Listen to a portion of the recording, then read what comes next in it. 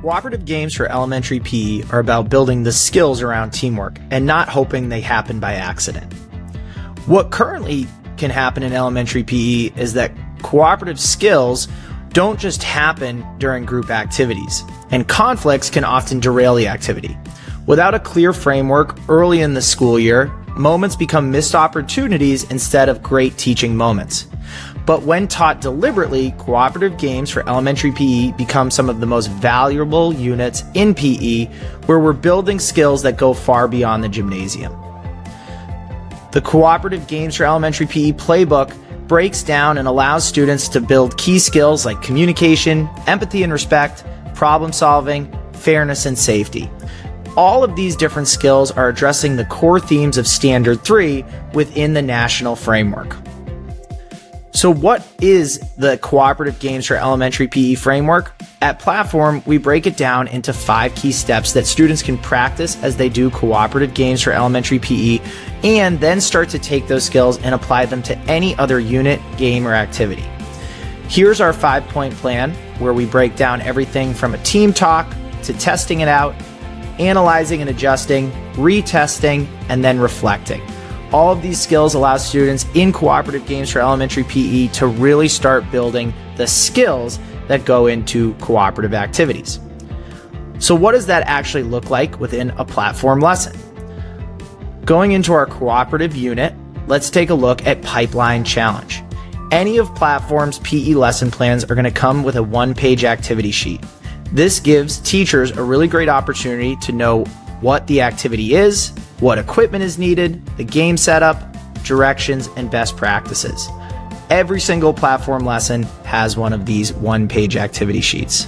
From there, we'll go into class mode and start presenting this session with lots of great slides and visuals that we're able to use during any of our activities and lessons. This Cooperative Games for Elementary PE activity is called Pipeline Challenge. To start, we'll establish a really clear learning objective or learning target. I can work with others during group activities and be kind and respectful. From there, we're going to want to know what we need for equipment. This requires some PVC pipes, as well as different types of equipment that students are going to have to get from one end of the gym to the other. Our game setup is going to break down exactly what that looks like with our buckets on one end and where we're traveling across the gymnasium.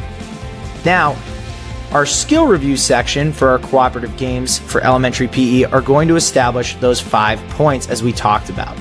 And we'll have slides later in the lesson that are actually going to guide students through that as they start within the activity.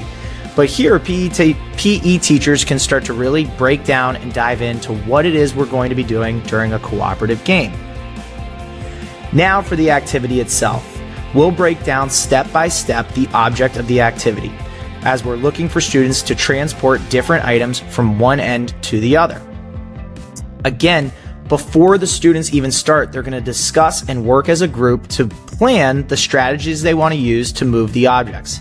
Some items are going to be harder than others based off the size, the shape, etc., and students need to think about how they want to go about this activity. As they start to move down the gymnasium, they'll also be able to have that team talk after a round or two to evaluate their progress and make any adjustments that they may need. In addition to this, it's an awesome opportunity within any of our cooperative games for elementary PE to call for some reflection. We want to understand and have students start talking either in small groups or as a class what a failure felt like, how the group dealt with those failures or challenges, how did groups make decisions and share strategies that might have contributed to success. Once we're ready to dive in, we can actually pace through that 5-step process with slides as well. So a physical education teacher can really easily throw this up on the screen, go get your team talk, I'll give you 2 minutes, and then we're going to dive in. All right, let's go ahead and test it out. We're going to break this down and we're going to start playing our Pipeline Challenge. We can return to team talk at any point, reminding students that now's the time to start working, solving problems, and figuring out what's going well and what they can improve upon. From there, they can retest, and then again, finally reflect. But at any point, we can use these 5 slides and go back to another team talk, go back to another retest, and allow again for lots of opportunities within class for students to continue to work on their cooperative skills. So that's just one lesson within our cooperative games for elementary PE unit. But there are all sorts of other games and activities that we can then take those skills and start to apply it. Because again, if we've built the skills early on in the semester, we can then apply it to any game or activity and allow for those teaching moments to really bleed into the rest of the semester. So whether it's a basketball game, a soccer game, a parachute activity, there's lots of different ways we can start to still encourage cooperative skills without necessarily needing it to be a cooperative focused activity. But if we start early, we can jump into any other lesson again and start to really be able to unpack. So as I go to soccer minefield, I can still take those same skills, and now instead of running into different disagreements and issues, we've established a really good baseline as to what it means to be cooperative in elementary PE.